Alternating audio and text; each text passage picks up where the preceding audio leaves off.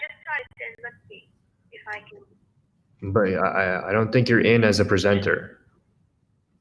Yeah, but you can't pass the like host to me during the. That's the link I sent you like a few minutes ago.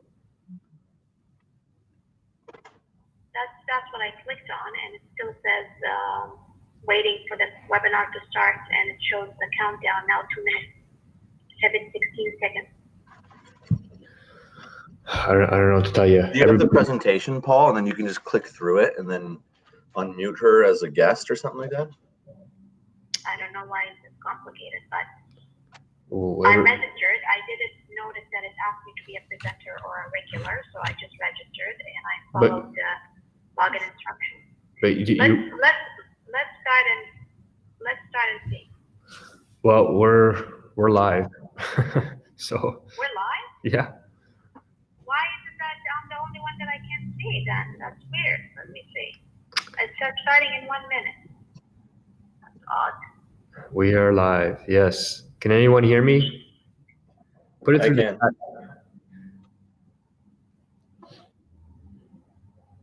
Here, join the webinar. Let me see. Okay, I think it's starting now. Okay. Here we are. Oh my God. Can you just close that door for me, please? Okay. Okay, friends, we're just trying to get one of our presenters to join us here. So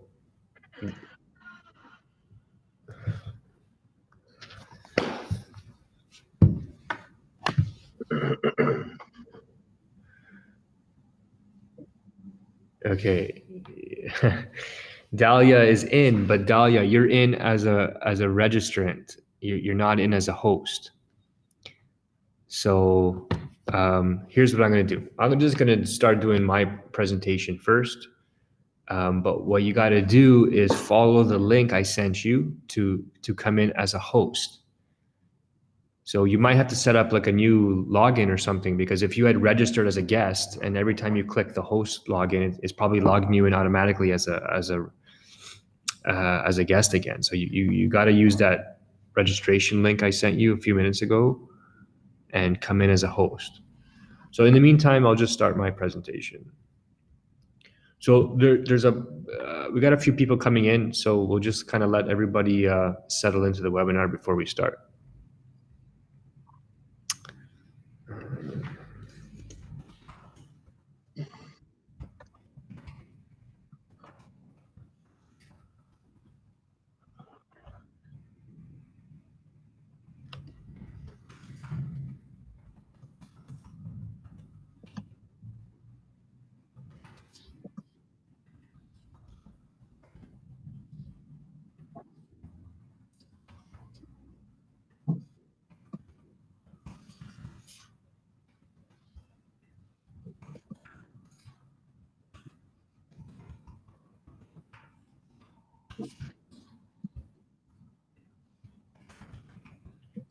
Good morning, everyone. If you're just joining, we're just giving Dahlia a few minutes to join us.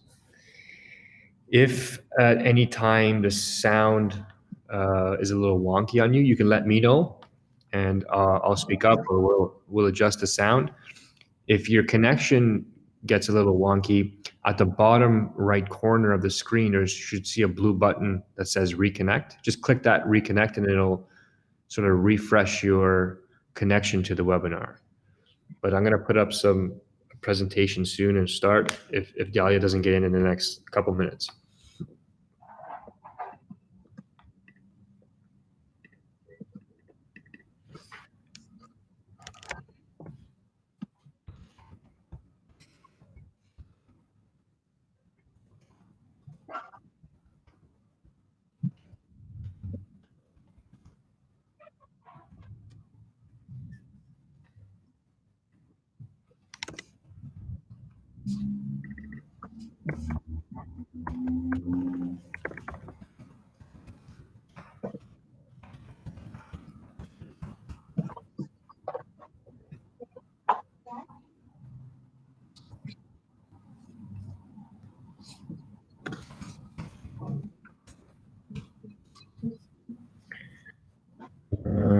Okay, I'm gonna give it 60 more seconds, literally.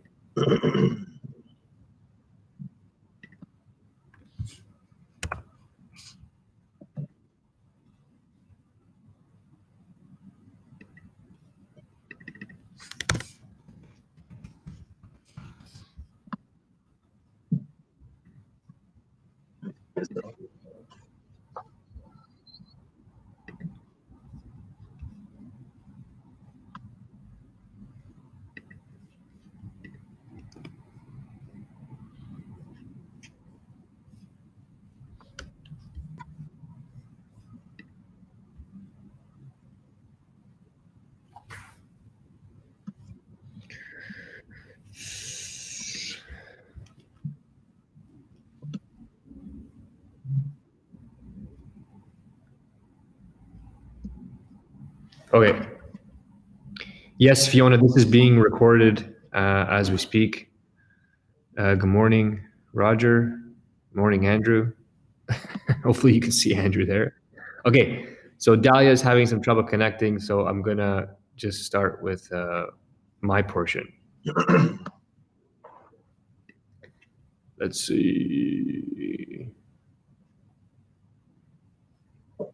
Oh, quick story before you do that, because then you won't, when I put up me, when as soon as I put up the presentation, you won't be able to see my face. So I've been going through a bit of a transition. I've never used RSPs before. I've always been totally against using RSPs. Any extra money I had, rather than contribute to an RRSP, I've always been someone to use that to buy as much cash flowing real estate as possible, or do a flip or whatever it is. But basically buy hard asset real estate. And in the last couple of years, I retired from my previous full-time career, and I'm now 100% in the real estate game. And I had to move my pension at the job I had. I had a pension, and it was with OMERS, a very large pension fund, and it was just sitting there doing nothing. And they gave me a time limit to either leave it with OMERS forever, or take the money and do something else with it. So rather than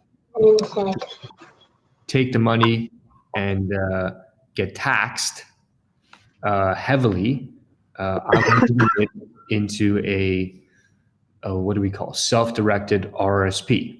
And so that's where this topic has come from my own kind of experience making that transition, and all the learning I've done, and setting up the account, and what options are available to me, and how I actually use other people's RSP money now that I kind of understand the game a bit. So hopefully when Dahlia connects here, she can tell you about the RSP Plus system and how she's helping investors kind of use that RRSP to actually buy real estate now, which technically you're not supposed to. So hey, anyway, I'm gonna jump right in. Andrew, if you need to, just mute yourself. Yeah, I'm actually going to go do that now. Okay, so I won't spend too much time explaining, but to break it down into a simplistic thing, an RRSP in Canada is a retirement account introduced by the government to help save for retirement. So all the way back in 1957. So the main benefit of RSPs is that tax on RSP contributions is deferred until retirement. So any money you make inside the RSP and any tax owing is deferred. So you don't have to pay it now, you pay it later. Okay, RSPs take advantage of tax deferral, meaning any money you contribute will be exempt from CRA taxes the year you make the deposit, and will only be taxed in years when you withdraw it for retirement. Okay, so their RSPs are an effective method to reduce a current year's tax burden. So I'm going to explain that to you in a second. So quoted from a famous accountant in Canada, you can almost think about the RSP as a CRA saying, you know what, don't pay us any tax this year, pay it over the next 40 years when you'll probably be paying less tax. We don't get many handouts like this, so we should take full advantage of them. So what this gentleman is saying is, as you're contributing to the RSP and lowering your tax burden, and you're making profits in your RSP, you're not paying tax now when you're in your highest earning potential, and in the highest tax bracket. You'll pay it later when you're in retirement and you're in a lower tax bracket. Okay, that's the common sense they're applying.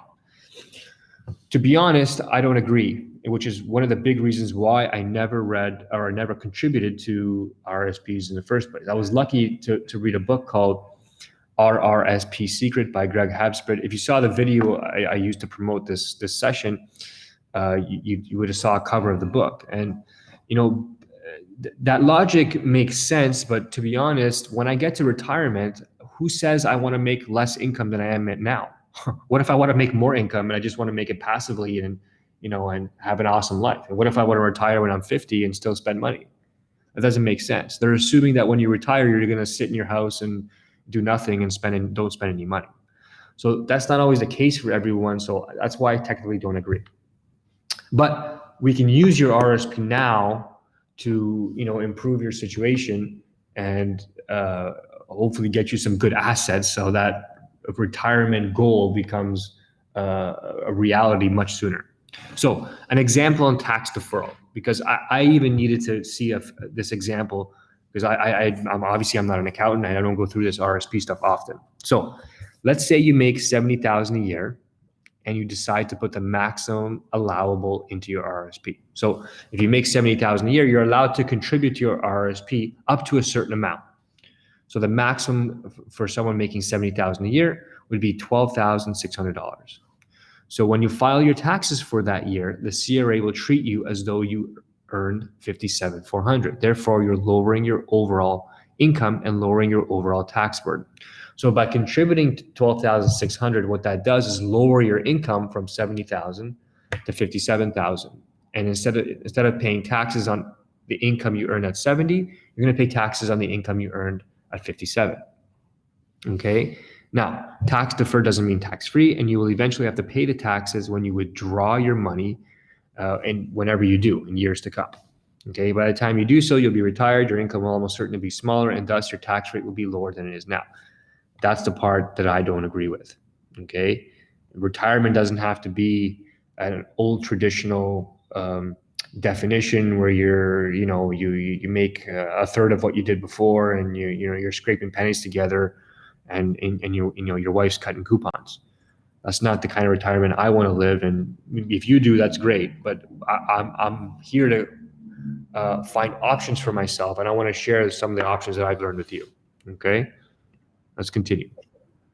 So a Tfsa is a newer investment vehicle or investment account that was created in the last, I think, 10 to 15 years.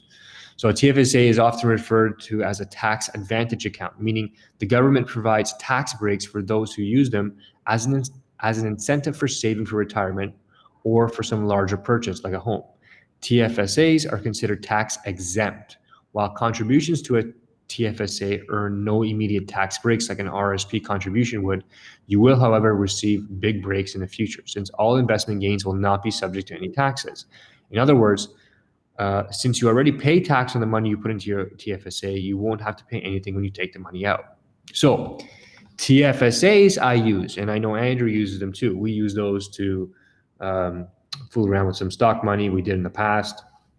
We had our ups and downs with that. I'm not going to tell any stories because that's a subject for another day. But when you contribute money to your Tfsa, you don't get an immediate tax break like you do in RSP. However, any money you make within the Tfsa is completely tax exempt. So if you have a bunch of money in there and you trade stocks or you do whatever in your Tfsa and you make $10 million, well, guess what? You don't have to pay tax on that today, tomorrow, in retirement, 1,000 years from now. It's tax exempt. Okay. Now, how they kind of regulate this is the Tfsa contribution limit for 2020 is $6,000. So you can't just put $10 million into a Tfsa account and start making ridiculous returns and pay no tax. So they limit. So the lifetime limit up to 2020 is $69,500. So every year they say the limit's going to be $5,000, $5,500, $6,000, whatever it is. But if you're just starting with your Tfsa today, you can use the lifetime limit. You can accumulate up to $69,500 into the account and start using that money to, within the rules of the Tfsa account, to trade or I keep saying trading stocks because you can't do much more than that inside the TFSA. All the profits would be tax exempt.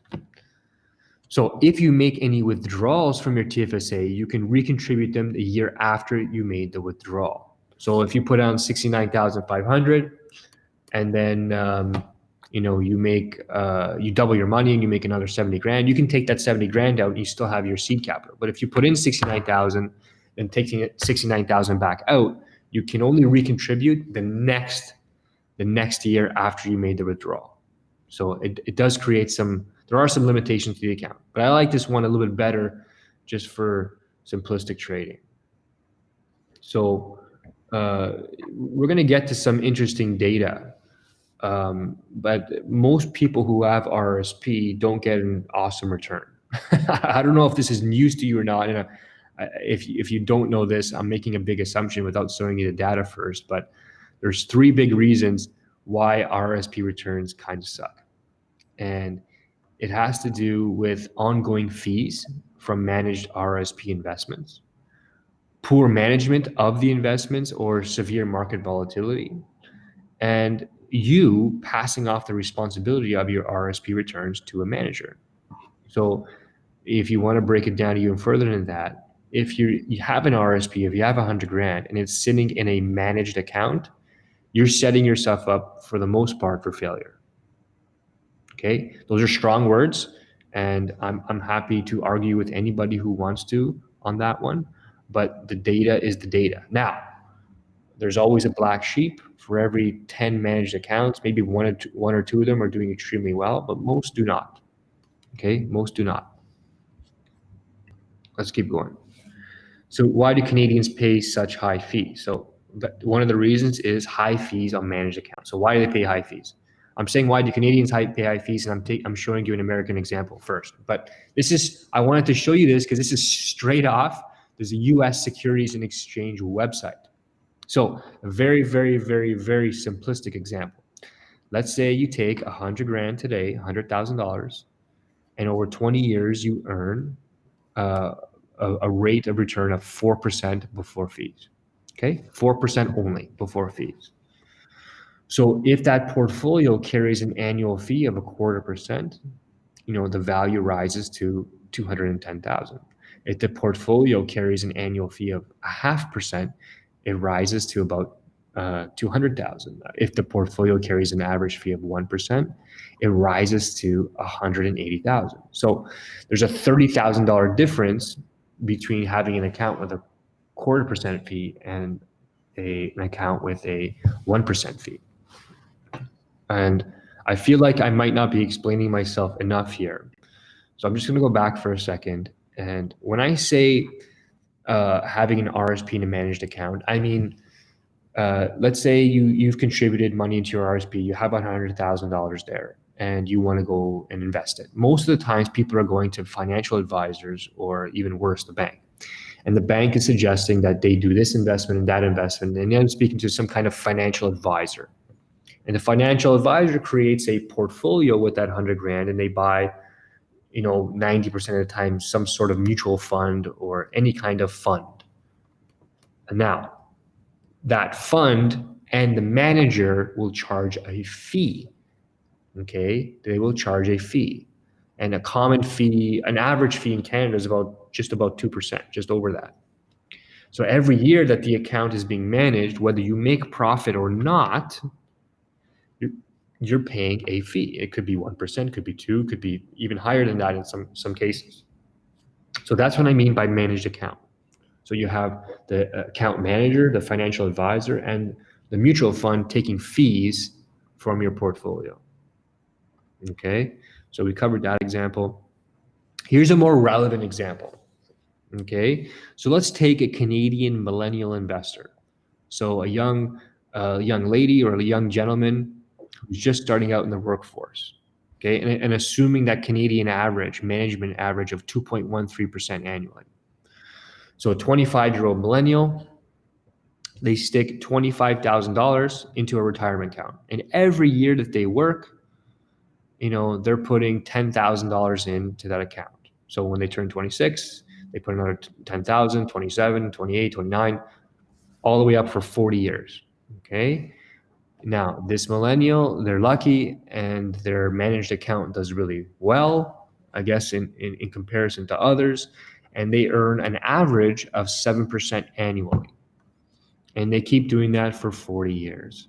Okay, so let's take a look at this. So after 10 years of investing, they started with 25. They added, 10,000 every year. They've lost $11,343 to fees, which is not terrible. I mean, for 10 years of work, that's actually very reasonable. And the value after fees is about 166,000. They've lost 6.4%. Okay, after 20 years, they've lost 61,000, almost 62,000. The value of their account has grown tremendously. They got $435,000. Okay, and the value lost 12.4% of fees. After 30 years, they've lost $200,000. Their after fee investment value is almost $1 million.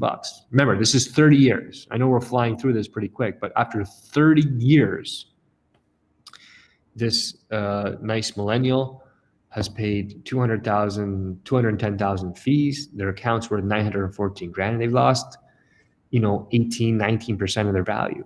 After 40 years, they've paid almost 600,000 in fees. Their investment account is worth 1.77 million. They're ready to retire, and they've lost 25% to fees. That sounds crazy, but the big problem is the potential lost earning. It's not so much that you've paid fees; it's that you've paid the fees and they've been subtracted from your account. Now, the power of compound interest is working against you, because every time those fees coming out, you're not earning money on top of those fees. So the potential lost earnings is where you get killed, and this is where what's not explained to you. So you've lost almost $2 million in potential lost earnings. Now, how did I get that? Paul's crazy. Paul doesn't know what he's talking about. Well, I thought you would say that, so I posted a picture of the calculator right here. Okay, so I put in all the numbers I just talked about. Okay, this is fund A. We talked about this, 25,000 start with, right? Right up here, we're starting with 25,000. They add 10,000 a year and they earn 7% a year. So that's what I input. Start with 25,000, yearly contributions, 10,000, average rate of return, 7%, using the Canadian average MER, so management expense ratio, a fee of 2.3% over 40 years. So the cost of management, 592,000. Lost earnings, almost $2 million. Where did I find that calculator? It was online.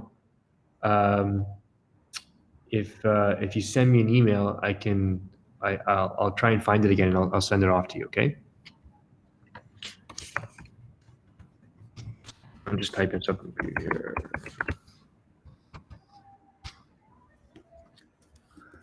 So, and like just to show the comparison, 25,000, again, $10,000 in yearly contributions, average 7% yearly rate of return, but only a 1% fee. So literally half, or just slightly less than half over 40 years.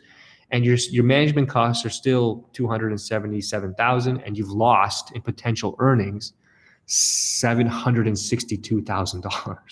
Okay, so if these numbers are not scaring you, you must be a financial advisor. Okay, and it's the game is, I don't want to say use the word rigged, because I mean, everybody's got access to this information. So if you're not doing your due diligence before you enter one of these investments, then, buyer beware. So, but, this is how these investment brokerages do so well over so long. The longer they're in business, the more money they make. Okay. So what's the alternative? So this is the fight that I had, the battle that was going on. And I'm like, there's no way I'm going to take all this income from OMERS, because if I took my money out of OMERS retirement account, it's almost 300 grand. That's going to be income for me, and I'm going to end up paying half of it in taxes. And I'm like, screw that. So I got to find a way.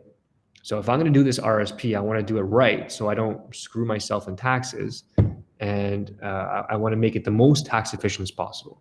So if I'm going to use the RSP, I want to take back control. I don't want to give control away to a portfolio or a fund manager, and especially in some kind of crappy mutual fund.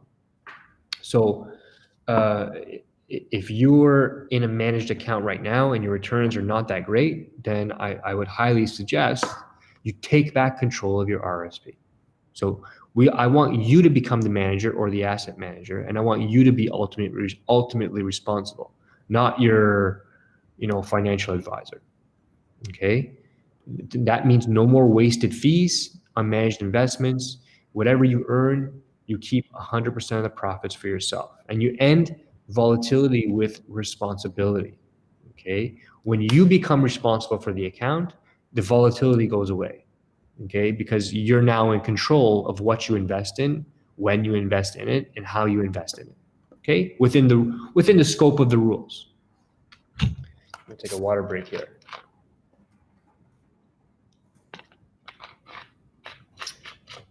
So the method I learned was basically lending. Once you have this self-directed RSP set up, what you want to do is be lending your RSPs to individual investors or to homeowners as second mortgages.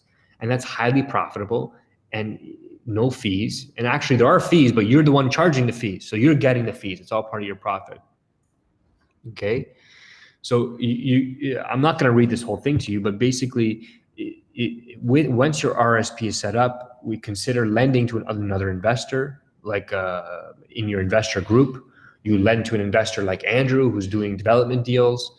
You lend your investor to a developer who's developing and they need the money and they pay you 8, 9, 10% a year, that kind of thing. You lend it as a second mortgage. That's what I'm talking about here. So, but before you do that, you got to hire a trustee. Okay, this is where I want to get into a little more detail. So they'll assist you with the process of moving funds around and funding the loan to your borrower. It's important to work with a well-known trustee that's licensed in the province which you reside, in which the real estate transaction will take place. So there are only a handful, think about this for a second. There are only a handful of banks or trustees who will let you have a self-directed RSPs. Now you might be thinking, oh, I'll just walk into a Royal Bank or TD or Scotia or whatever, one of the big banks, and tell them, hey guys, you guys are using my RSPs and I'm only making 2% a year, and I don't like that. I want to open a self-directed account and lend it to whoever I want. And they're just first they're gonna look at you like they don't know what you're talking about, because most of them don't. And if someone does, they're gonna laugh at you, because they don't allow that kind of stuff. Oh, looks like Dahlia's in. So Dahlia, I'm just gonna finish my portion of this since I'm, most of the way through already. And as soon as I'm done, we'll get your stuff up. So there should be an option to upload your presentation. So if you look at the left sidebar, if you're in presenter view, one of the options there allows you to upload your slides or presentation somehow. Okay, so do that while I'm doing this, and we'll be okay. So you want to hire a trustee. So the banks who have these managed accounts and financial advisors, or like places like Edward Jones and these financial kind of advisory houses, they don't want you to open a self-directed account because that destroys their profit model. Remember, they're not making $2 million off you anymore, or 592,000 if you open a self-directed account. So very, very few banks or trust companies in Canada will do that. The two that I researched that are the most well-known are Olympia Trust and Canadian Western Bank. And these two are both headquartered in Alberta. Olympia in Calgary and Canadian Western, I don't know, somewhere, but definitely west of here in Alberta. And they are licensed to operate across Canada. So I'm just I chose Olympia Trust because it is the more popular one. Canadian Western does provide some options that are cool that Olympia does not, but although those options are interesting, I figured that I probably wouldn't use them myself, and the process to open the account at Olympia was very straightforward and easy, so I decided to go there. And Olympia is the most popular one. But if you are looking to do this and open a self-directed account, I would suggest that you consider both, because each of them is slightly different and they may tailor to your situation better. So please do your due diligence there. Okay, so we want to lend our RSPs to individual homeowners, to individual investors like Andrew, who's doing development projects or buying rental properties and fixing them up or whatever it is, or lend it out as second mortgages, or to developers. Okay, we're going to hire a trustee. That's going to be an Olympia or a Canadian Western Bank, and we're going to shift all of our money from TD, from Scotiabank, from Edward Jones, from wherever financial consultant advisor you have. We're going to move all the money over to Olympia or Canadian Western Bank. Okay, I hope that follows. So we're going to open a self-directed fund. So you have to open a self-directed RSP fund and move your money from your current RSP to this account. You're not cashing out the funds, so you won't have to pay any tax penalties. You're simply moving them from one type of RSP to another. Okay. Now, if you decide that you want to use the money to lend out, if it's already invested in mutual funds, then you'll have to sell those funds or sell your shares in the funds and cash out. Okay. Now from there, you're going to identify a borrower, and the borrower could be, like I said, one of those three options: an investor, a homeowner as a second mortgage, or a developer. Okay. You have to identify a borrower. It's better you lend your RSPs to someone you trust and who has an extensive real estate experience in their target market. Local real estate investor meetings can be a great place to meet prospective borrowers. So Roger, you asked the magic question. Are you allowed to lend your RSPs to yourself? No, you are not. Okay, no, you are not. But there are ways to get around that. And I'll share one with you, and then Dahlia is going to share another method with you. So if you're going to lend money from your RSP account, it has to be something called a arm's length transaction. Arm's length. So you can't see me now because you're looking at my slides, but the length of your arm is arm's length transaction. What that means is it cannot be somebody within your inner circle. It cannot be someone in your family, immediate family, and it could be a friend, but there are some weird definitions for that. So it has to be outside of your circle. You're lending out into the marketplace. Now, how do you get around that? We'll talk about that shortly. So if you're going to identify a borrower, whether it's a developer, whether it's a guy like Andrew, whether it's a second mortgage, you got to perform your due diligence. Okay, before you complete the transaction and the funds are loaned, you ensure you're making a wise investment decision. Perform your due diligence on the borrower. Take a look at their previous transactions. Do they have a demonstrated track record of growing wealth through real estate? If not, you're going to want to take your capital elsewhere. Okay. Now, in this stage of identifying a borrower and performing due diligence, that's where mortgage brokers come in. So someone like Dahlia or some of the other mortgage brokers I know, they can act as intermediaries and help you find a place to lend your money. Okay. Because brokers do what they do and they lend money, they're obviously in contact with people who need funds, who can't get it from the bank. So someone like Dahlia might arrange a second mortgage and charge a little fee. So she might arrange a second mortgage using the equity in someone's home for $100,000. And, whoever's borrowing the money might have to pay, 8% and 2% in fees. And Dahlia might take 1% and then you might take the other percent, or however they set it up. There's all different ways, right? But someone like Dahlia or some of the other mortgage brokers I know, they are intermediaries who can help you find a borrower. Even if for a development project, there are mortgage brokers who represent multiple developers, and these mortgage brokers go out and find borrowers like you who set up these accounts to lend money so they can fund their project. Okay, so this is a very active market. There are billions with a B. There are billions and billions of dollars just sitting doing absolutely nothing inside people's RRSPs, or at least very little. So we want to have access to them. And if I'm going to have some of those RRSPs, I want to lend it out with big profits. Okay. And if I want to do a joint venture, I want to talk to people who have RSPs who with the bank, because whatever I have is going to, crush whatever the bank's got. Okay. So you complete the transaction. Once you've done your due diligence, you need to finish up the paperwork, fund the loan. You need a lawyer here for sure. The company you've hired as a trustee, Olympia, will help you navigate the process, which is far simpler than it sounds. Once the loan is funded, you can sit back and watch your wealth grow.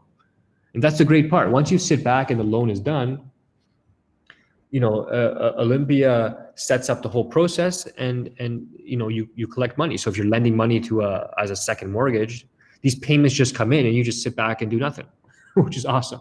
You don't have to manage the property or collect the rents like we're all used to doing. Okay. Now, rate of return. Why mortgages are a fantastic way to get this that 7, 8, 9, 10% return, which you should be getting. Okay, with the mortgage, your return as an investor is stated right in the contract. There's no volatility. With the mutual fund, no returns guaranteed. Past performance is never indicative of future returns. And I'm told the only way to benefit from mutual funds is by holding them over an extended period of time. And the reason why they tell you to hold a mutual fund for an extended period of time is because that's how the financial advisor and the mutual fund suck as much fees out of you as possible. It sounds harsh, and I'm demonizing the industry, but true is true. Not all of them are like that, but a majority of them are. Okay. Security. With a mortgage, if the borrower cannot make the payment, as an investor, I have the right to foreclose on the property and recapture my investment and interest owing. With mutual funds or stocks, when the fund is not performing, I have no way of recovering my investment. It's all your risk. Or you have to sit around and wait for the fund or stock to recover, which it may never do, and places you at risk for potential higher future losses. And Andrew and I know something about investing in stocks and losing our money. We also know about investing in stocks and doubling our money. We've had some crazy, absolutely insane experiences in stocks, making double, triple returns and losing our on some stocks and losing our shirt on the other. So it's a crazy, crazy thing. And it's a fixed income stream. So especially if you're in a place where you're using these RSPs to collect money or collect a fixed income. With a mortgage, I get a fixed monthly payment from the borrower, which as the investor is my personal income. Since the payment doesn't change, I know exactly the number to use in my budgeting and exactly how long the income will last.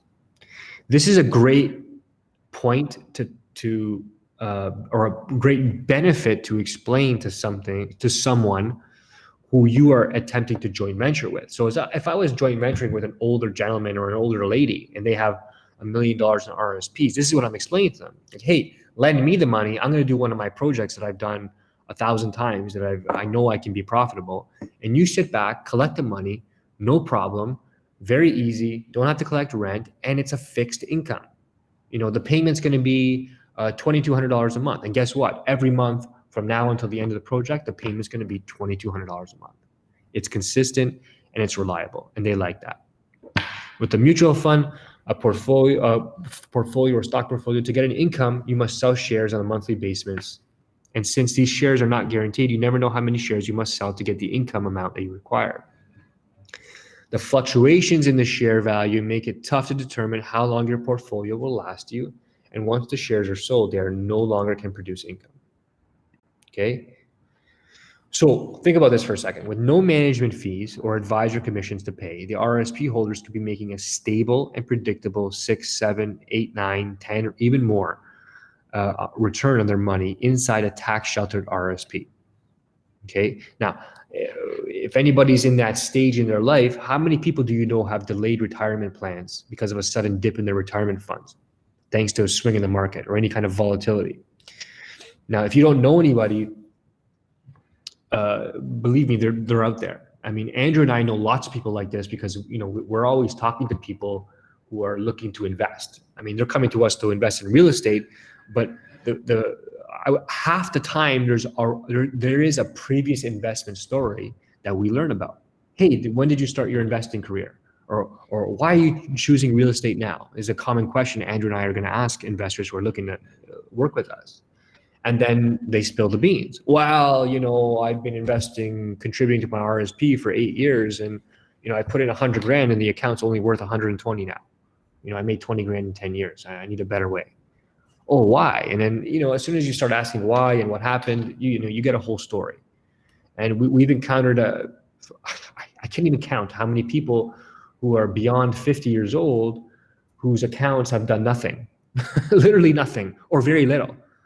And they've been knocked out by the market volatility. And, they might be up 40%, and then you have one bad year and you've lost all your gains and you're starting from scratch.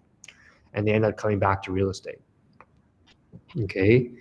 So I want to mention it again here. You can read this stuff. I'm not going to read it all for you, but there are creative mortgage brokers out there who work with real estate investors, and they're a fantastic resource to find potential RSP lending solutions and partners. Okay. So the mortgage brokers are a real conduit. If you're a good networker and you have a network like I have, or like Andrew has, like we have good networks. So I can send a few emails out and I always have a deal on the table if I want to lend my money out. In fact, I'll make a post on on Facebook and I'll have 20 options to lend my money. But if you don't have a network, that's where you want to connect with mortgage brokers, good ones, who can leverage their network to help you. And Roger, to answer your question more directly, can you lend to yourself? Absolutely not. But Roger, you and I are not brothers. We're not related. Even though I like you and you're my friend, and I'd buy you a beer anytime and you can come over to my house for a lasagna, doesn't mean we're married. It doesn't mean we're family. So if you have 100,000 in your RSP and I have 100,000 in my RSP, what we can do is lend it to each other. So I lend you my 100,000, you lend me your 100,000. We secure that against properties we both own, and that's one way that you can lend your money to free up your cash. Okay, that's done very often. Or you get together with a group of people like me, Roger, Fiona, and Andrew. We all have $100,000 in our RSPs, and we might lend it into a project and buy a bigger property or a multifamily building or do a development project. Okay, so that's one way we get around these solutions. Okay, and I don't want to steal too much of Dahlia's thunder because she's going to talk about this too. So here's some really cool stats I want to show you guys. Okay. Remember I said billions with a B. Canadians hold a total of $40 billion in their RSP. 40 billion just sitting there in RSPs. And how much of that do you think is making 10% a year? Not much. Okay. Not much. So BMO publishes this RRSP study every year. This data is from February 6, 2020. I swear I took it right from their website. Okay. This is the average amount.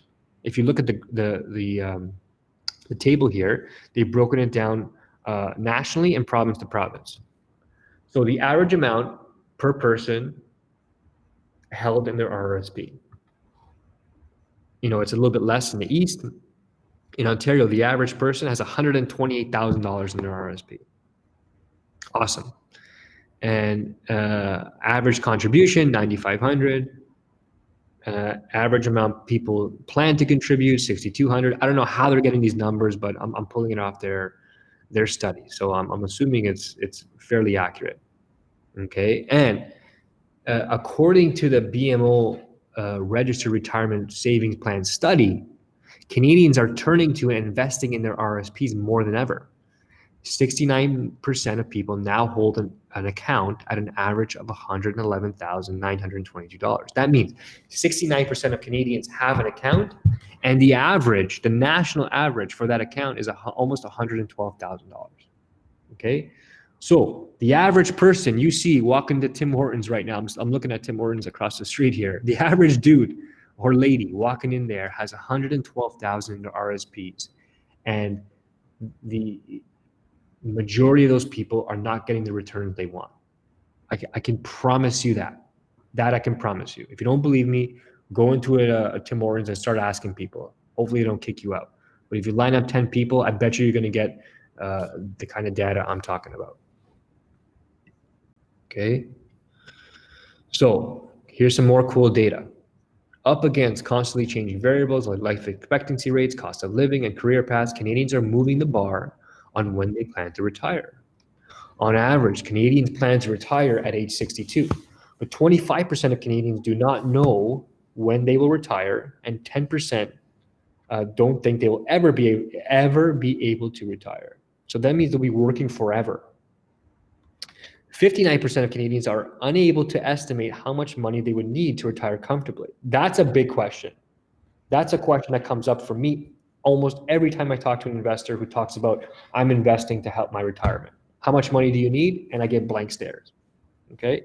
Meanwhile, only half of Canadians are hopeful they will have enough money by their retirement and will be debt-free by the time they retire. So that is a real fear that's going on in most Canadians' mind, which is why if you're a guy like Andrew and you're a very savvy investor and know how to invest and make money with rental properties and developments and all kinds of things and flips and duplex conversions, you're actually doing people a service. I know by someone lending money to Andrew, they're helping Andrew, but Andrew's also helping people who are wanting to retire. Like it's a really valuable service, and Andrew's not screwing them over with paying $600,000 in fees. You know what I mean? So if you're out there wanting to raise money, do joint ventures, you are doing people a service. You have to think about it that way. Okay. Those surveyed who can estimate a dollar amount say they would need, listen to this. Those surveyed who can estimate a dollar amount say they would need between 1 million and 1.5 million to retire. Millennials, however, believe they will need more money to retire than boomers, 1.7 million on average, compared to boomers who will think they need just under $1 million. Women believe they need less money to retire compared to men, average of 1.2 to 1.4 million respectively. Now, is this data going to change your life tomorrow? No, it's not. But now this you're getting into the heads of people who are thinking about retirement, wanting to retire, and wanting to plan effectively. Okay, wanting to plan effectively. So if you're on the joint venture side, this kind of data is gold, absolute gold. Alfonso, does BMO or CIBC do? No, they don't. No, BMO or CIBC do not do self-directed RSP accounts, because they want your money in a managed account where they make all the money, not you. You have to go to Olympia or Canadian Western Bank, and I'm sure Dahlia can pipe in there and provide more details on her presentation. So Dahlia, I'm almost done, so I'm hoping your presentation's uploaded, and as soon as I'm finished here, we can dive into yours. So I'm going to show you an example of how I used RRSPs with a joint venture partner. So this is a property that I built. I didn't build it with my bare hands. I hired a contractor and a builder to build it for me.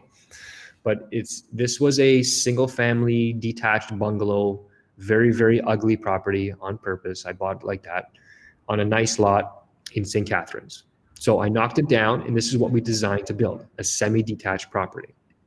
However, each side of the semi, so when you walk down the side pathway, down beside the garage, each side has a separate entrance that leads to a basement, and the basement is a separate accessory suite. So I built it purposely this way. So another way to look at this would be each side it's a semi-detached for sure, but it's a semi-detached duplex, okay? The main floor and upstairs is one unit, and the bottom unit is a completely separate 1-bedroom or 1+den suite, okay? In total, there's 4 units here, 2 basement apartments, 2 upper units, or 2 duplexes put together, however you want to look at it. But it's 4 units total. Here's the floor plan. Okay, I won't spend too much detail. I hope you can see this nicely on your screen. I tried to make it as big as possible, but we have a garage. You walk into the foyer. There's a set of stairs going upstairs. Okay, and you can see there's no entrance to the basement because the basement leads down from the outside to the basement suite. So where the basement door would be, we have a closet. There's a little powder room here, and then a big open dining and living room with even a pantry. Okay, nice kitchen, island, wood deck, 10 by 10, and a nice backyard. Upstairs, there's 3 big bedrooms, big walk-in closet, big ensuite, second bathroom for the other 2 bedrooms, and washer and dryer upstairs. Like, we designed this to be a nice home, a nice modern layout for people. And obviously somebody with an extended family or kids is going to move into this type of unit. And downstairs, when you walk down the stairs, you come down the stairs. To your right is just an open storage area with utilities, furnace, hot water tank, all that kind of stuff, electrical panel. To the left, in front there's a closet. Drop your shoes, drop your coat, and to the left, you walk into the unit. And I since changed this layout a bit, but it's not that hard. We used a condo layout to make it easier for everybody to enjoy the space, because it's only 700 square feet, really. So we have an L kitchen, a little dining area with a bar, fridge, stove, dishwasher, microwave, all that kind of stuff is there. Full bathroom, a bedroom, and a little bit of a den. Okay. And some of them, what I did is I moved on the other ones I'm building a few of these units now. I moved the washroom. I don't know if you guys can see my arrow here, but I moved the washroom down against this wall beside the stairs. And then I made a bigger bedroom with a monster walk-in closet.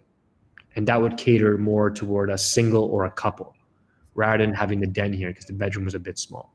Okay, I hope that makes sense. So how do the numbers work? I'm trying to make this as simple as possible. So I bought the property for 240 grand. Okay, the bungalow, 240,000. The cost to build the semi-detached with the basement suites, $650,000. A total project cost, 890,000. Call it 900, whatever you want.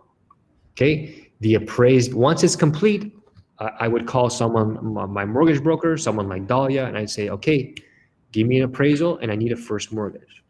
So both units together were appraised at $1,160,000, or 580,000 per side.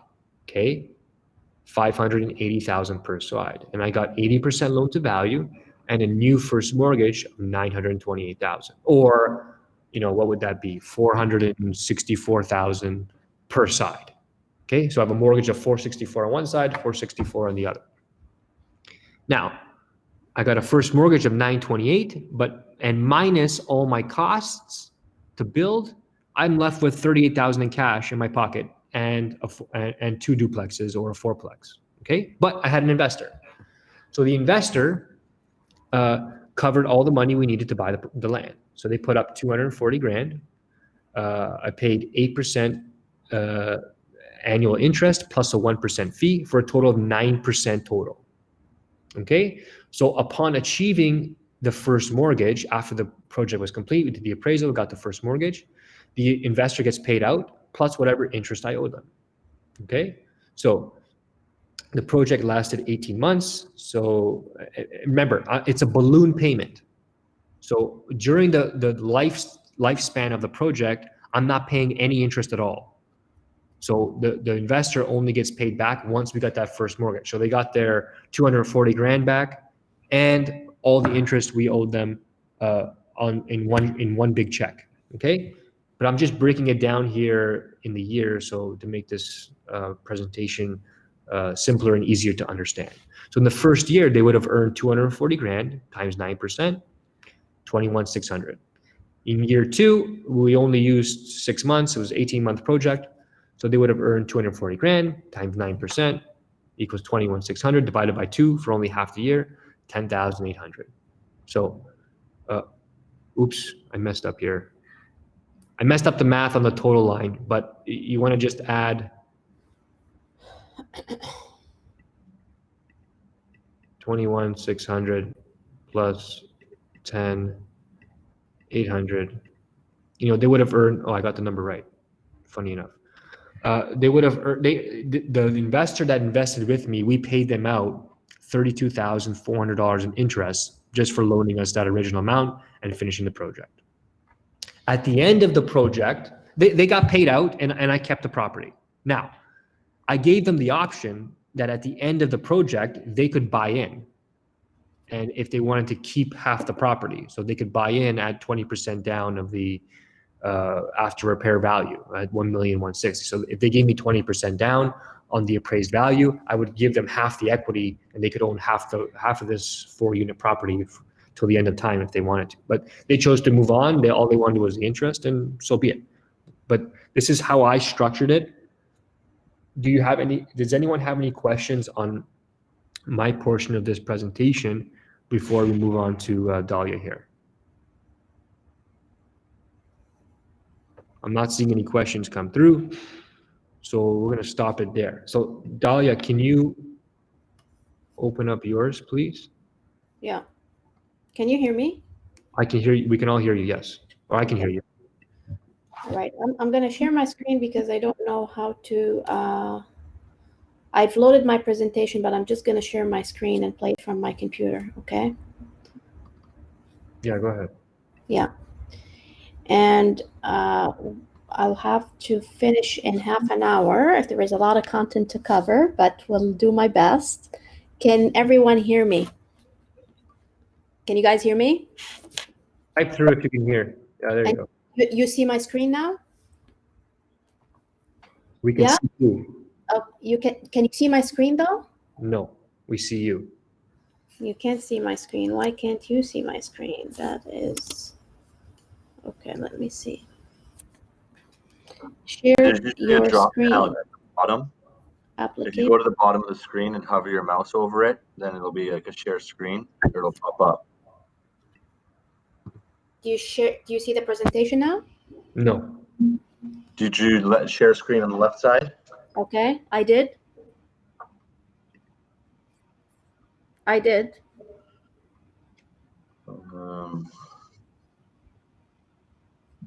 If you go to the bottom, you see there's a window. There's a picture of me, a little one of Paul. Yeah. And then is there another one with your presentation on it?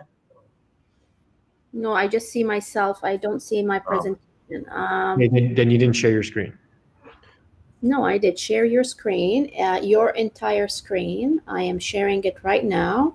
Well, and now I'm flipping to my presentation, and I see my presentation, but you guys don't see it. Okay, now where do you see your presentation? On the big screen? In the background, on my computer in the background. I don't see it in the application window that we're in right now. Okay. I loaded it though, so is there a way for you to play it from what I loaded? Okay, let me try to open it within here. Okay, if you click on, is it slides? Oh, now I see your screen. Okay. Yeah.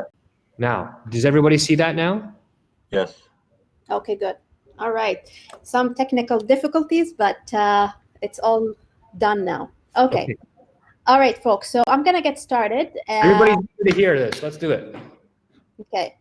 I'm going to get started right away. So welcome, everyone. My name is Dahlia, and I am the principal broker of Streetwise Mortgages. We are a multi-award winning mortgage brokerage based in Woodbridge, which is half an hour north of Toronto, but we service real estate investors across Ontario. And our specialty is income properties and helping investors scale up their portfolios. And we also are very experienced and knowledgeable about all of the capital sources available to you as an investor, from traditional mortgages to alternative mortgages to private money to RSP money, vendor takebacks.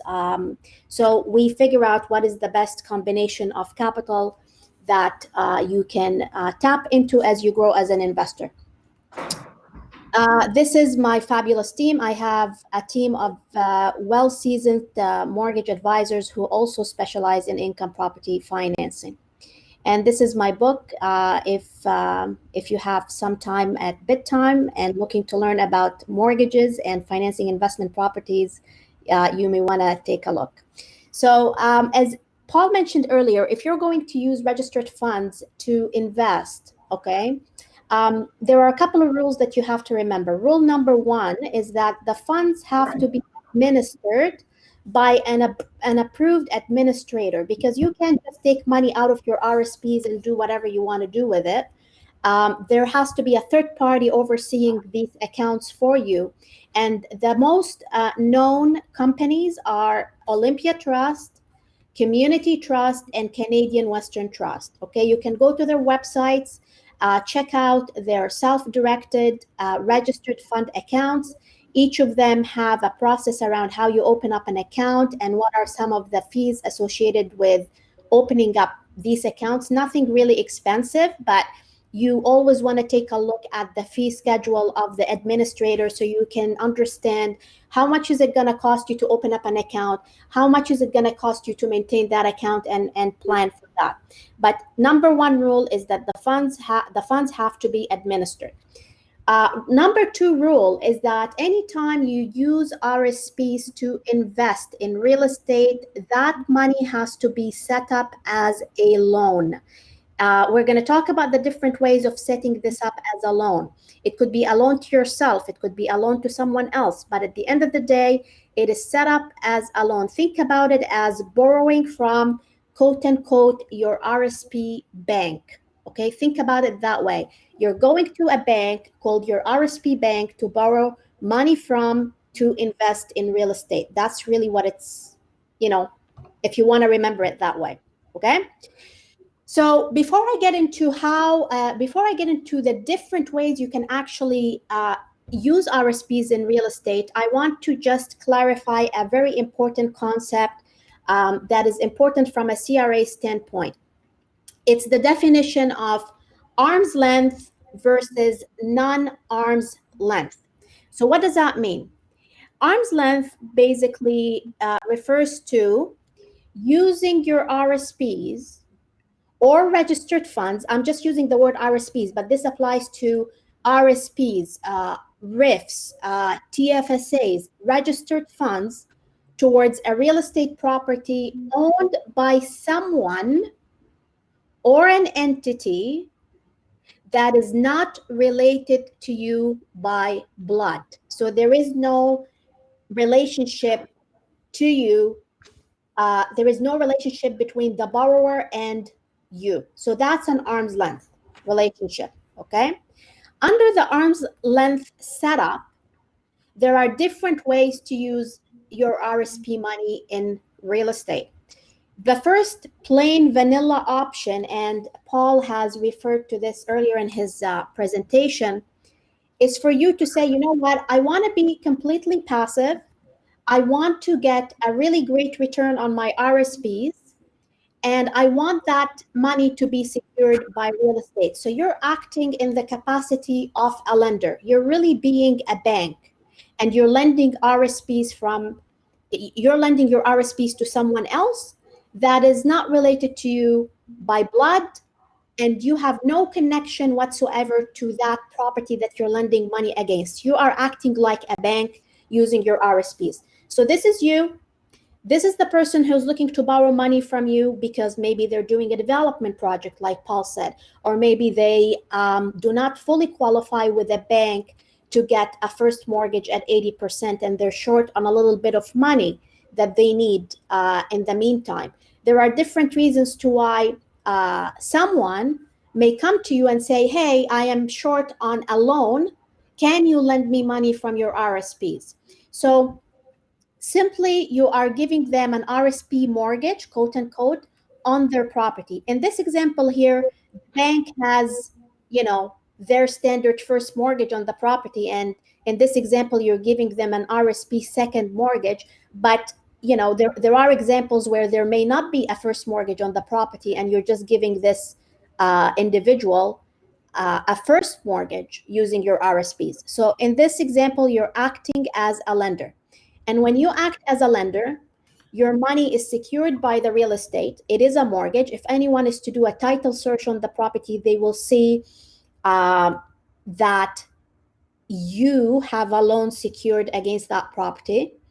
You can actually combine, the nice thing about it is that you can combine your RSP money with your Tfsa money, maybe with some RIF money, and maybe with some line of credit money, and make up one big mortgage to give to someone. It is like you can actually combine sources of capital into that one mortgage you're giving to someone. And these are typically short-term loans, 1 to 2 years. In Paul's example earlier, for the project that he did, he borrowed from someone at 18 months, okay?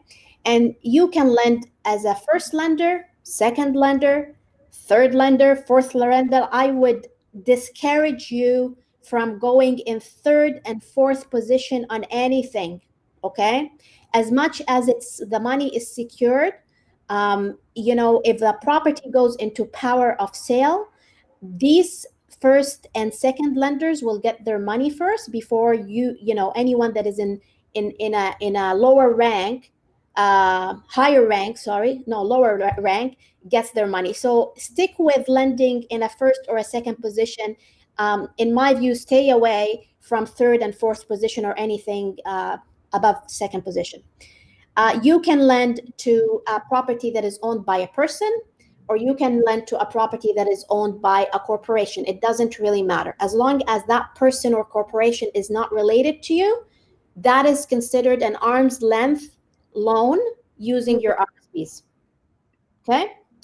And the returns generally, when you go with this setup, is on a first mortgage, generally, again, these numbers may vary on a case-by-case basis, including if I factor the interest and the fees that you may make as a lender, your returns on a first mortgage are generally in the 9 to 11%. Your returns on a second mortgage are generally in the 12 to 15%. Okay? So these are general bands of return on a first mortgage or a second mortgage. And generally speaking, the higher the return you make as a lender, the higher the risk involved. It's risk return, and everything it is risk return. If you Google private mortgages and you find that a broker is offering you, a 20% return on a second mortgage, there is a reason to why it is a 20% return. Maybe the borrower, is a high risk. Maybe the property is a high risk. So you gotta look beyond the returns that you're getting and look at everything in terms of diligence. Who's the borrower behind it? What is this property that you're lending against?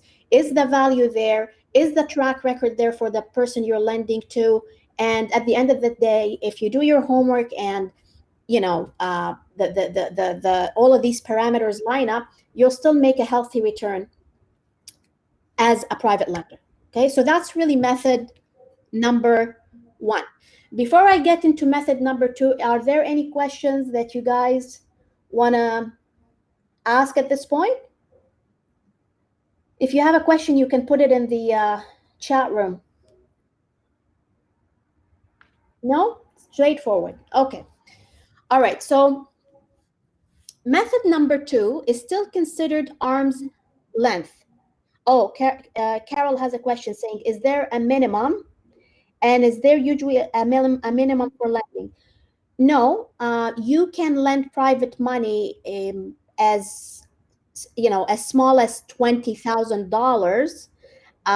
But what you're gonna find is the smaller the amount, the more likely you're gonna be part of a group lending money to that individual, which is called mortgage syndication. So let's say a developer needs money, and Carol, you have 20,000, I have 20,000, Paul has 20,000, Andrew has 20,000, but we need $1 million.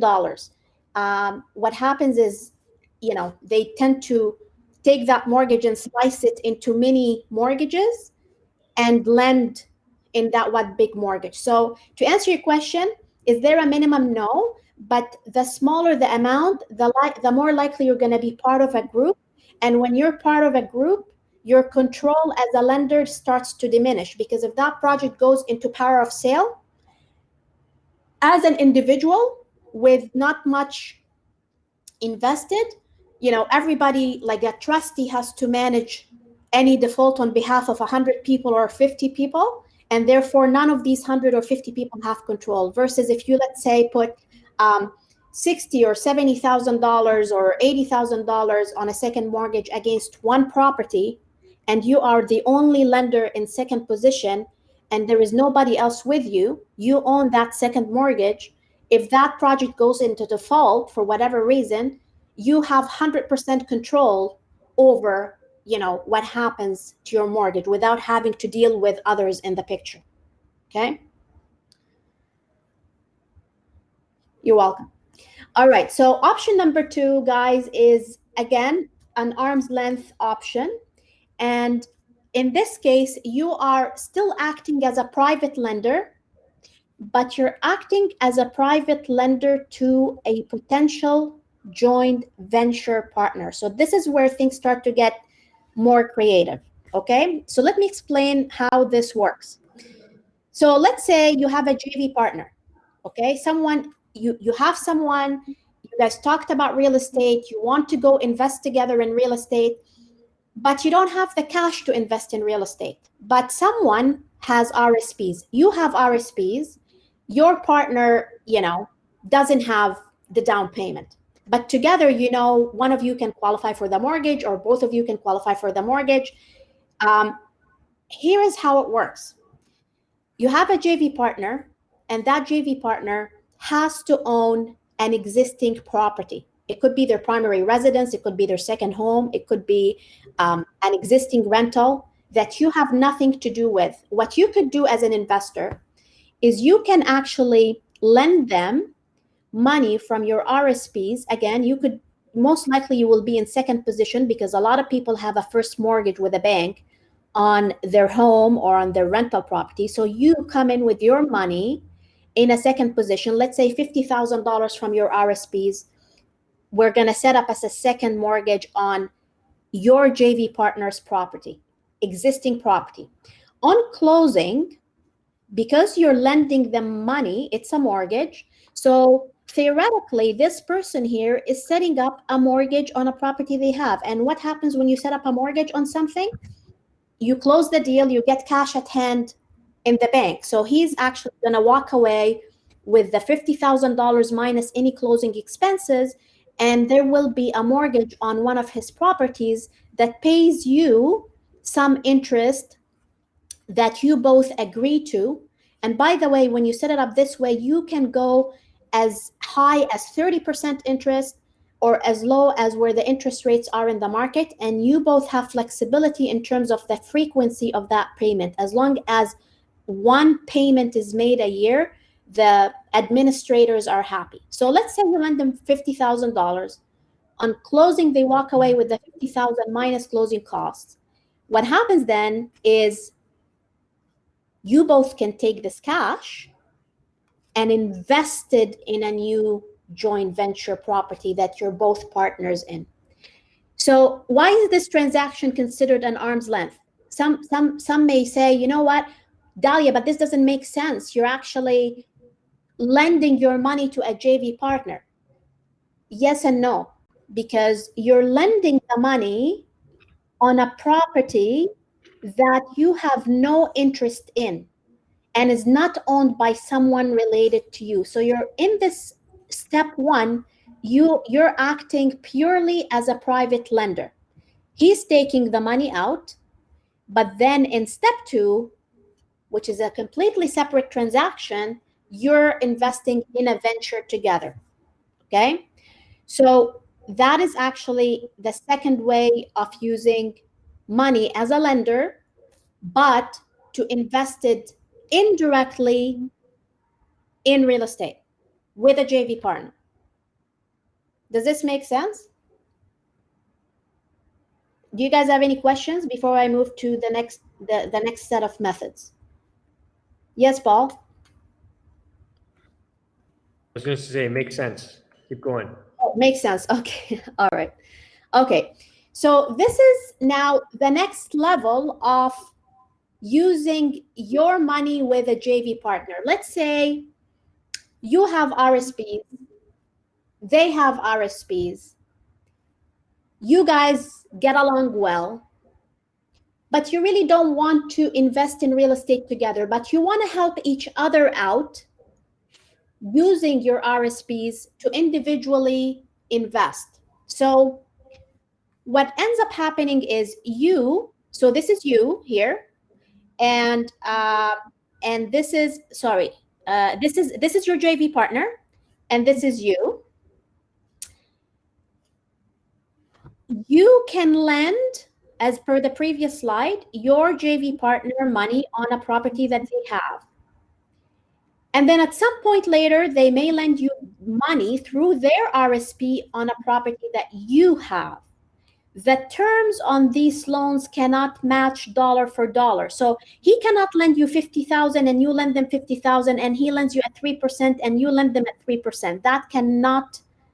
It cannot be set up that way, because that is really borderline crossing the arm's length relationship. So these loans have to be set up at different amounts, different interest rates, set up at different times for this setup to work, okay?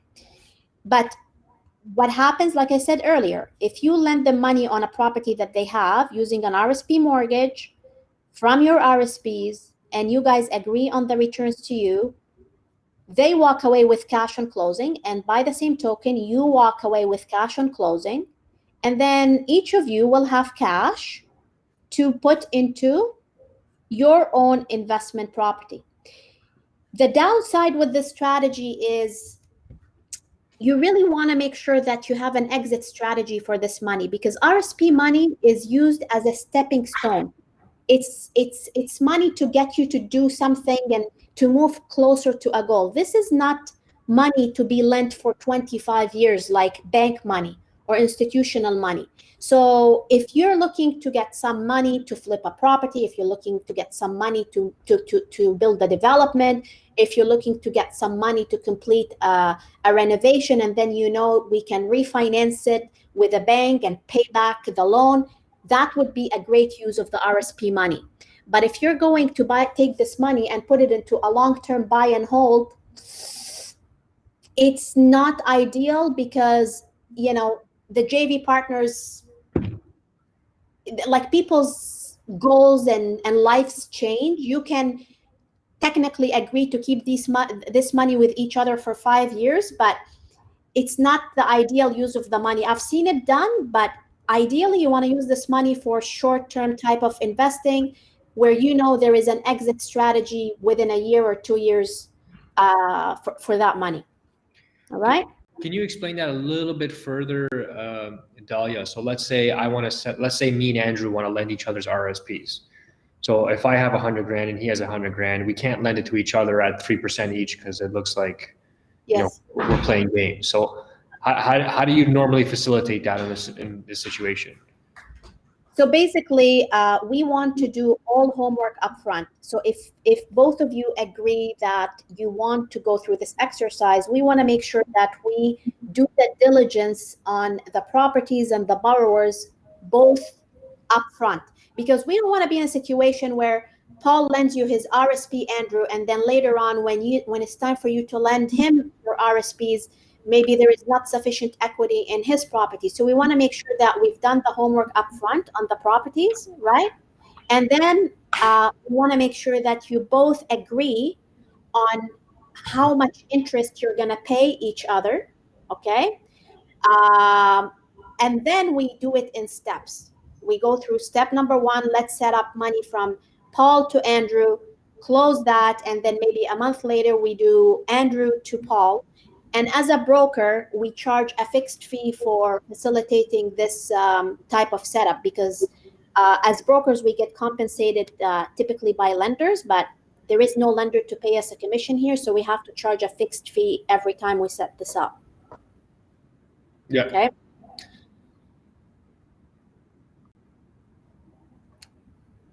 And finally, this is the third option. This is the third option that is called non-arm's length. So this is borrowing from your RSP to buy your own investment property. So you are actually borrowing from your RSP bank versus lending money out from your RSP. So the first 2 scenarios, or the first 3 scenarios we talked about, is the arm's length. You are lending money from your RSPs to an entity or someone not related to you by blood. This is now the final scenario where you are lending technically to yourself, okay? You're taking money from your RSP bank. So we have a product that we've developed over the years called the RSP Property Plus. I don't want you to get caught on the name of the product, but I want you to understand the concept and how it really works, because there are advantages and disadvantages of borrowing money from your own RSP. So here is how it works. At the end of the day, you are taking equity from your home or a second home by borrowing from your quote unquote RSP bank. And because again, you're borrowing from quote unquote a bank, in this case, it's your RSP bank, on closing, you're going to walk away with cash. That cash you can then take to invest in an investment property that you own, or you can take this cash to start a business, or you can take this cash to buy a car. I don't know what you want to do with this cash, but ideally you don't want to go spend it on, depreciating assets. You want to take it and put it into a rental property. So the non-arms method has a lot of red tape around it that is set by CRA.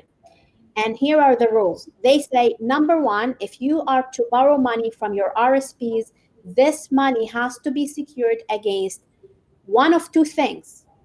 It has to be secured against your primary residence or a second home. It cannot be secured against a rental. You can lend this money to your son, your wife, your mother, your father. They're related to you by blood. But again, it has to be secured against a primary residence or a second home, not a rental. Once the money is secured, like I said, you walk away with cash to do something else with. Now, here is the thing. Here are all of the parameters, and these parameters in everything that I've explained earlier under the arm's length scenarios, you don't have these parameters.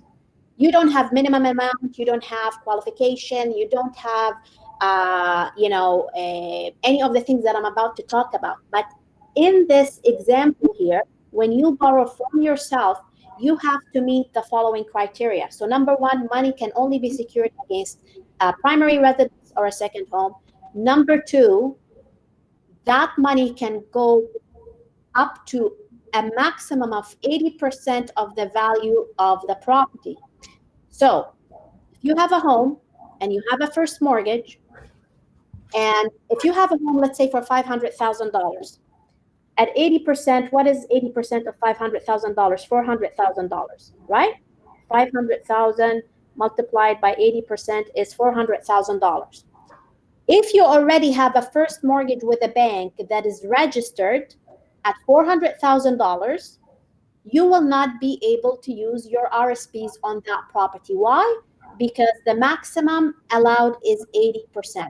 But if that mortgage was, let's say, at $350,000, and I'm not talking about the balance, I'm talking about what's registered on title, then there is a little bit of room for us to go secure money through your RSPs. So that's rule number one. Rule number two, and that's where the biggest challenge is with this particular setup, is that you have to qualify. And you actually have to qualify using the same qualification standards that the banks apply to qualify for a traditional mortgage. So if you're going to go through the same process of quote unquote qualifying to borrow from your RSP pool, in my view, in a low rate interest rate environment that we're in, you better off qualifying to go get a line of credit or go qualify to get a cheap mortgage these days. Back in the 90s, when the interest rates were a double digit, it made sense for clients to go qualify to borrow money from their RSPs because they could set the interest rate lower than what the banks were charging. But right now, the bank money is so cheap. And if you have to go through the same qualification process, in my view, getting a line of credit or getting a bank money is more efficient than setting it up through your RSPs. The third thing is that they add an insurance premium to the loan. So what does that mean? Today, if you were to go to buy a property with less than 20% down, you have to engage CMHC or Canada Guarantee or Generals. And they add a mortgage insurance premium to the loan to essentially protect the lender. So that mortgage insurance premium can go up to 4% of the loan amount. So they do that in here regardless. if you're taking $50,000 from your RSPs and you're setting it up as a second mortgage on your property, assuming you qualify and assuming that the maximum loan to value is 80, on that $50,000, they're going to add an insurance premium. And sometimes they actually factor a much larger insurance premium, like they factor the insurance premium not only on the 50,000, but on the bigger loan that you have against the property if the first mortgage is young, is less than a year old. So if you have a first mortgage at 350 and you have an RSP second mortgage from your RSP bank for 50,000, they're going to put an insurance premium on the full 400,000, not just the 50,000. So you could start to see that there is some cost to this. It cannot be in third position. So if you have a mortgage and a line of credit, this RSP loan cannot go in third position.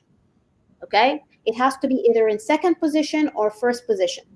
And then with this setup, you are forced to pay back your RSP every month based on an amortization schedule of 25 years. So the interest rate you can set to whatever you want to set, but there has to be a fixed payment every month going into your RSP bank, paying back your RSPs at 25-year AM, where in the earlier examples, the payment is really fluid. You know, the payment could be once a year, or it could be interest only, or it could be principal and interest, or it could be monthly, quarterly. There is a lot of fluidity, flexibility around how that payment is structured.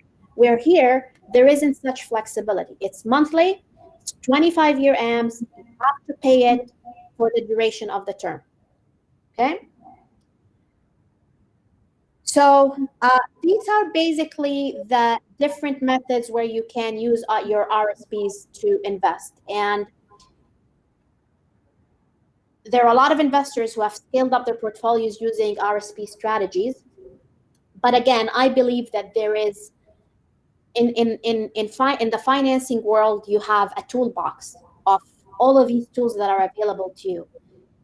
And you got to be strategic about when you use these tools. And you can't just jump at this time and then jump at this and then jump at that. So we have to look at your plans and say, okay, what are we trying to achieve here? What are the sources of capital available to you? Is it bank mortgages? Is it alternative mortgages? Is it private money? Is it joint ventures? Is it RSP mortgages? Is it VTBs? These are all the tools. Given your plans, what makes sense to use first to help you basically get to where you want to get? Because if you're trying to use a knife to, unscrew a screw versus a hammer to slice a tomato, that's not going to work, if you know what I mean. So that's basically the highlight of this topic today for you guys. If you have questions, please put them in the chat. Is a home equity line of credit counted as if it's a mortgage for an 80%? Yes, absolutely. And a line of credit, if you have a first mortgage on the property and there is a line of credit, that line of credit is considered second position. So RSPs cannot go in third position. Troy. And then Douglas has another question. What is the maximum term allowed? Doug, the maximum term allowed is you can set up the term up to 10 years if you want, because with traditional mortgages, you can go from 1 to 10 years. So you can set up the term to 10 years. Sorry, I don't know how to say your name. Roger. Rustislav. You've done this last year. You borrowed money from your own RSPs? Yeah? No? No, I think he's saying he got a line of credit on this property. Oh, he got a line of credit on his property. Okay, yeah. Is there any other questions for Dalia?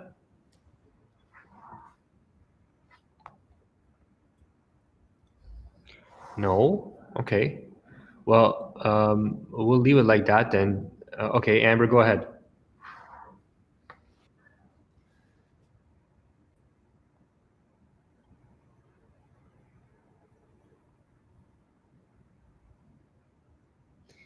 My internet cut out, so I missed it. Okay, option one. Amber, option one was about just lending your money as a private lender and making a passive return on a first mortgage at 9 to 11%, or on a second mortgage at 12 to 15%. We talked about that one. Even I talked about that one, Amber. So basically, if you have RRSP money and you want to lend it out as a mortgage rather than get involved in a project, you got to contact a broker like Dahlia, and usually they can facilitate both sides of the coin. They know people like you who want to lend, and they also know people who need the lending. So Yeah. they'll act as a intermediary and set up the whole process for you. So you can make a nice return on your property. I mean, they have to charge a fee, but that's pretty normal, unless you know someone who needs the money and you have to do your own due diligence. Yeah, exactly. Anybody else? Okay. Well, listen. If you missed anything, Amber, this is all recorded anyway. You can always go back and get a more detailed explanation when you get the recording. I'm going to end it, and then I'll have the recording sent out to you within a few days. Okay. And I'll put my email address here again if anybody wants to reach me. And if you're interested in getting involved in any projects with me on this small development stuff or any of my other deals, you can just shoot me a message or book a call through the offer. So if you look there where all the polls and questions are, you can book a call directly with me or with Andrew and get involved with some of the stuff that we do. But other than that, I want to say thank you for everyone for coming. It's a great topic. Thanks, Dahlia, for working through all the technical stuff. And I'll send out this. You know what? I'll send you a copy of this recording too, in case you want to share it with your people. Okay? Oh, fantastic. Okay, folks, have a great day. Bye-bye. Bye.